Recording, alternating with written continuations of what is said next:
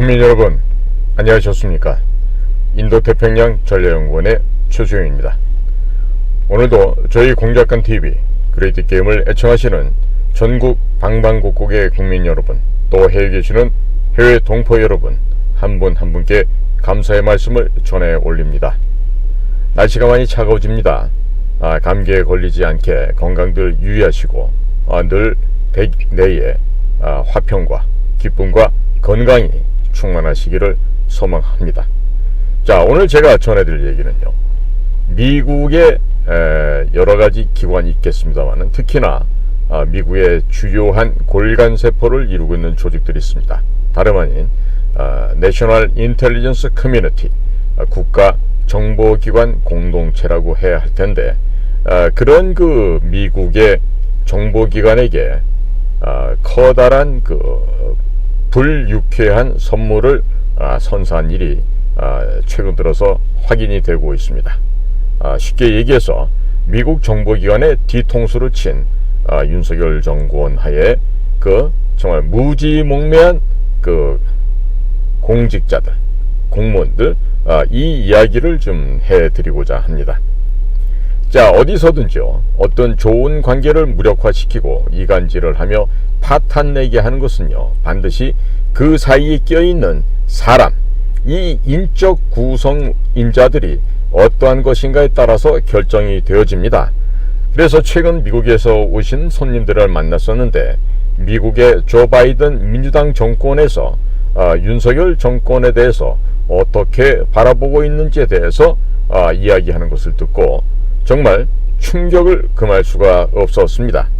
내용인 즉슨 윤석열 대통령의 취임식 열렸던 작년 2020년 5월 10일 날 당시 취임식이 거행되는데, 윤석열 정부에서 미국의 전직 정보기관 수장 4명을 취임식에 초청을 했었다고 합니다.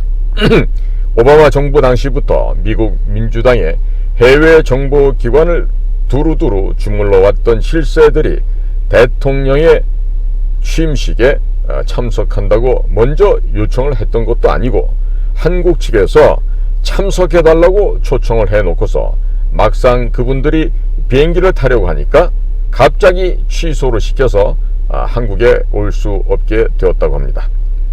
자, 사정이 생겨서 초청을 취소할 수도 있겠습니다만은, 초청했다가 취소를 했으면 왜 취소하게 되었는지에 대해서 자초지종을 설명을 하고, 그리고 기분이 상하지 않도록 해야 되겠는데, 1년 6개월이 지난 지금까지도 그에 대한 어떠한 해명도 없었다고 합니다.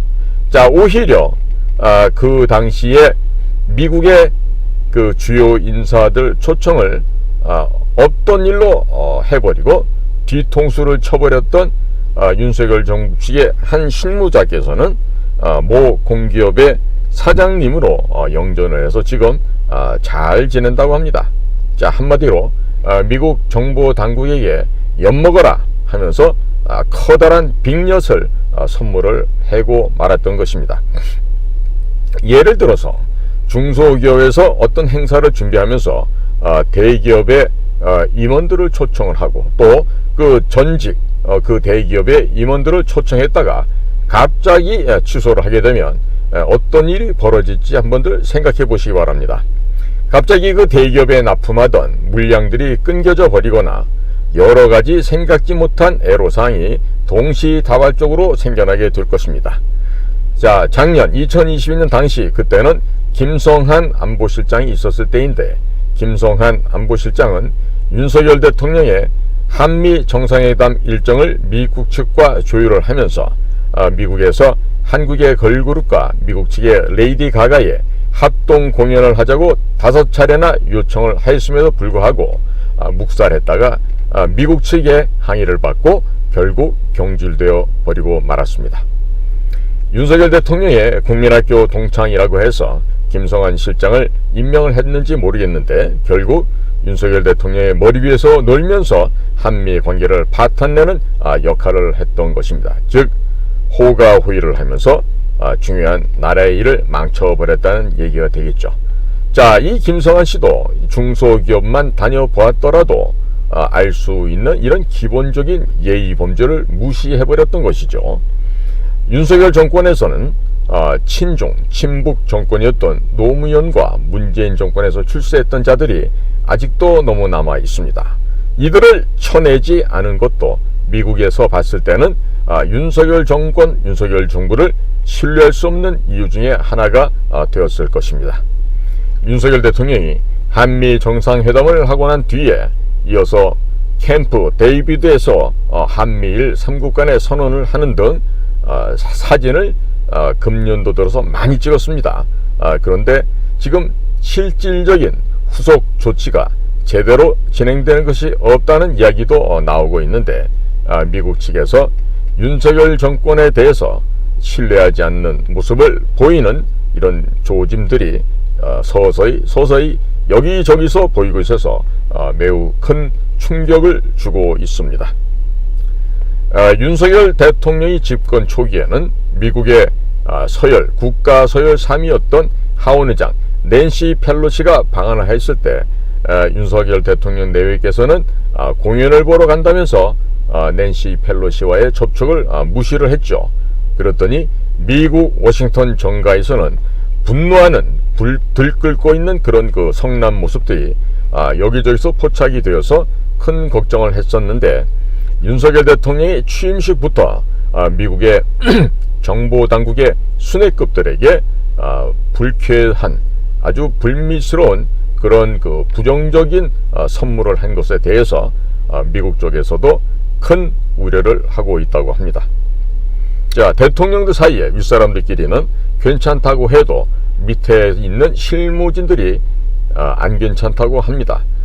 위에서 윗분들이 괜찮다고 해서 밑에 있는 사람들이 가만히 있게 되면 자기들은 매장을 당하게 되거나 바보가 되기 때문에 밑에 있는 실무진들은 윤석열 정권, 한국 정부 측에 대해서 어떤 식으로라든지 보복을 가하지 않을 수가 없다는 것이 그 미국 바닥의 기본적인 생리 구조라고 하겠습니다.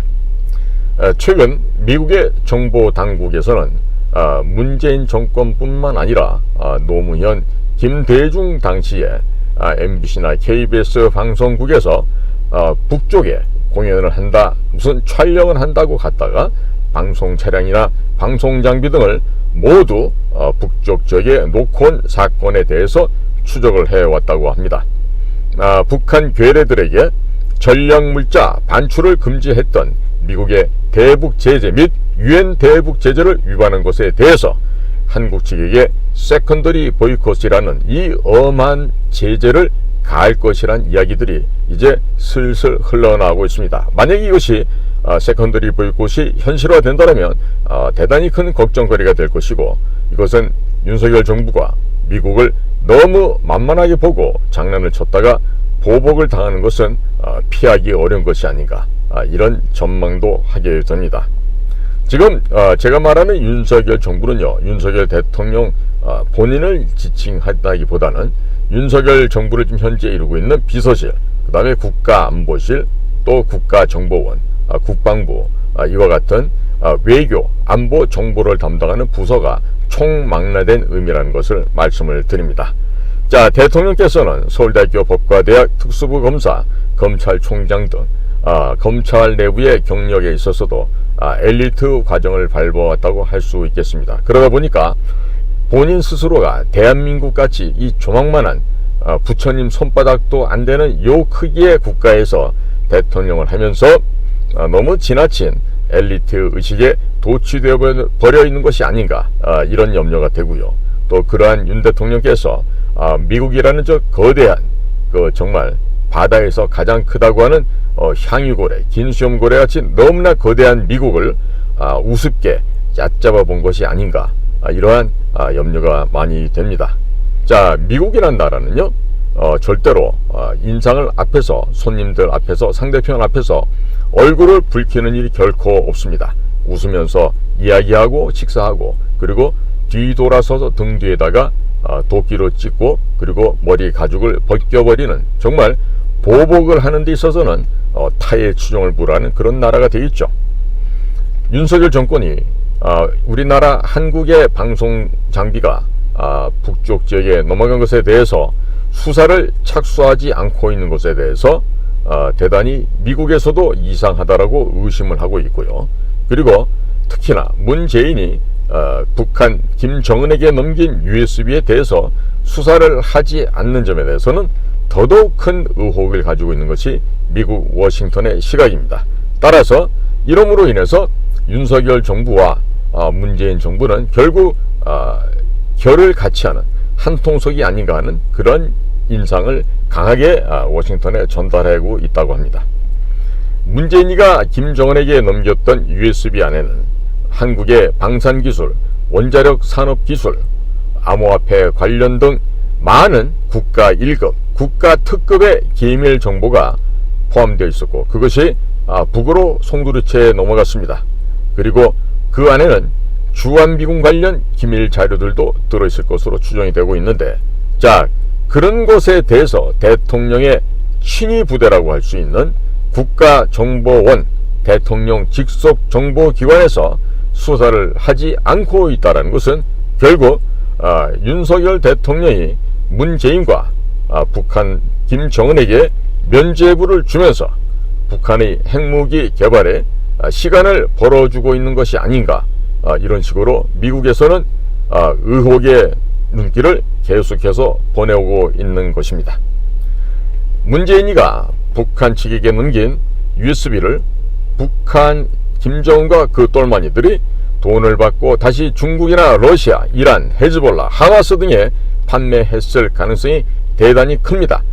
그것에 대해서 수사를 하지 않고 있으면서 오히려 문재인에 대한 수사를 윤석열 대통령이 틀어막고 있다는 이야기가 여기저기서 들려나오는데, 이 이야기가 미국에서도 들려나오고 있습니다.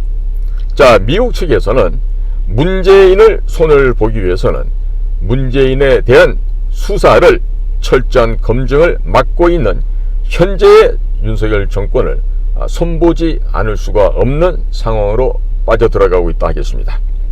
미국의 정보 당국에서는 현재 한국의 국가정보원이나 대통령실에 전혀 귀중한 핵심적인 정보를 건네주지 않고 있다고 하는데, 즉 중국 공산당 측에게 오래전부터 포섭된 자들이 윤석열 대통령 주변에 보좌관이다 비서관이다 해서 너무나 많이 기생하고 있기 때문에 결코 믿을 수가 없다라는 결론이 나오게 됩니다. 얼마 전 윤석열 대통령이 자신의 입으로 탄핵시킬 때면 시켜보라고 말했다 하는 이런 언론의 보도가 되었었는데, 자, 그런 말은 함부로 해서도 안 되겠지만, 또 만약에 그런 말을 했다라면 그 말에 대한 책임을 져야 하겠습니다. 미국으로부터 세컨더리 보이콧 제재가 한국으로 들어닥치게 되면 문재인 정권에서 사고를 친 것에 대한 모든 책임을 윤석열 정권이 뒤집어 써야 하며, 즉 은행이 파산하고 은행이 다 영업이 정지될 것이며 은행이 도산이 될 것인데, 자, 그에 따른 대기업, 중소기업, 소기업들의 기업들의 줄도산이 연이어서 발생을 할 것입니다. 자, 그렇게 되면 윤석열 정권은 온전하게 버텨낼 수가 있겠습니까? 자, 이 모든 것은 문재인 정권에서 사고를 친 것인데, 문재인 정권 시절에 사고 친 것에 대해서 수사 무마를 해서 모든 책임을 오히려 윤석열 정부에서 뒤집어 쓴다면 그건 그야말로 바보 같은 결정이라고 하겠죠. 제발 그런 바보 같은 결정은 하지 않았으면 좋겠습니다. 국가기밀이 북쪽에 넘어갔음에도 불구하고 수사조차 지시하지 않는다 하면 그것은 국군 통수권자로서 헌법 정신을 수호하고자 하는 의지가 부족한 때문에 탄핵 사유가 충분히 될 수도 있을 것입니다. 자, 이렇게 제가 지금 알다마로 얘기 안 하고 쓰리 쿠션 당구로 이렇게 얘기를 해서 이렇게 쿠션을 쳐서 언지를 하는데도 말귀를 못 알아듣는다면요, 힘들고 어려운 일을 당해도 할 말이 없어집니다. 자, 박근혜 대통령 탄핵을 한번 살펴볼까요? 박근혜 대통령 탄핵도 미국이 만약에 막아주려고 했다면 충분히 막아줄 수 있었습니다. 그런데 박근혜 대통령은 중국 공산당이 2차 대전 전승 70주년 전승 기념절 날 천안문 광장 그 망루에 올라갔습니다. 그러므로 인해서 미국의 뒤통수를 치고 미국과 중국 사이에 양다리를 걸치는 모습을 보였기 때문에 미국이 박근혜 대통령의 어려운 일을 겪던 2016년 연말과 2017년 초에 도와주지 않고 그냥 그대로 지켜보았던 것이 아닐까 합니다. 자, 어딜 가나 개인이나 단체나 국가나 눈치가 있어야 밥 먹고 살기가 편하고 처신하기가 좋아집니다. 민간기업에서 서울대학교 출신 애들을 임원으로 잘 기용을 하지 않습니다. 왜 그런지 아시죠?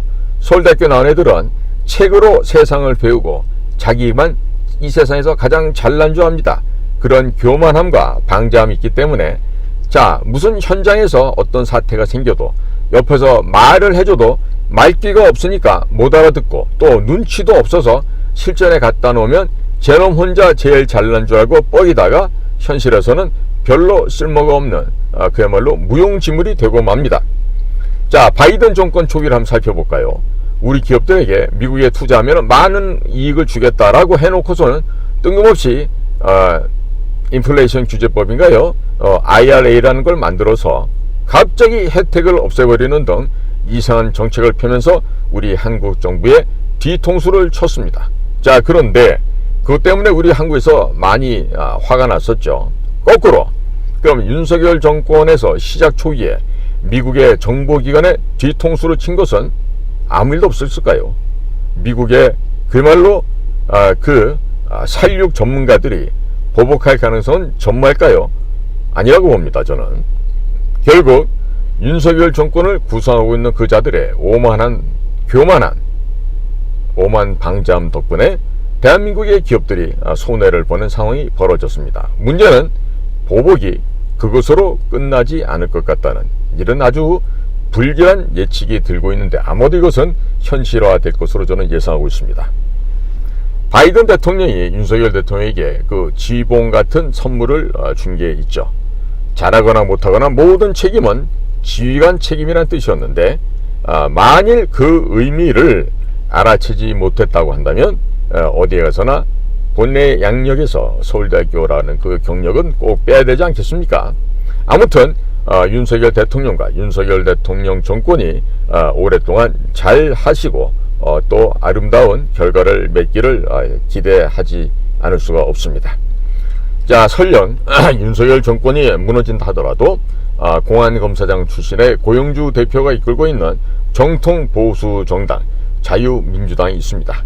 그러니까 보수 세력들도 윤석열 정권이나 현재 국민의힘에 목을 맬 이유가 전혀 없을 것입니다.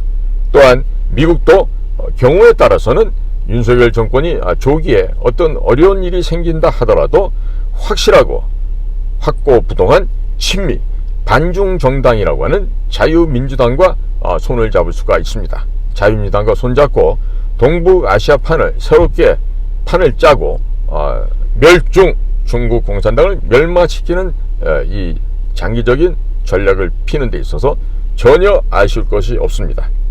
자유민주당에는 김병관 전 한미연합사 부사령관이 최고위원으로 있고 또 이충근 박사님이 훌륭한 또 지략을 함께 하고 있으며 여러 한미 동맹파들이 질비하게 있습니다.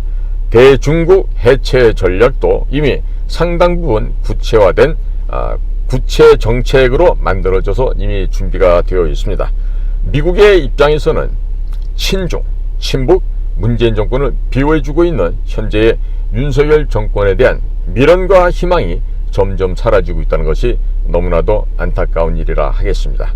이를 바로 잡을 수 있는 시간이 얼마 남지 않았습니다. 오늘도 저희 공작관 TV 그레이트 게임을 경청해 주셔서 감사를 드립니다. 고맙습니다.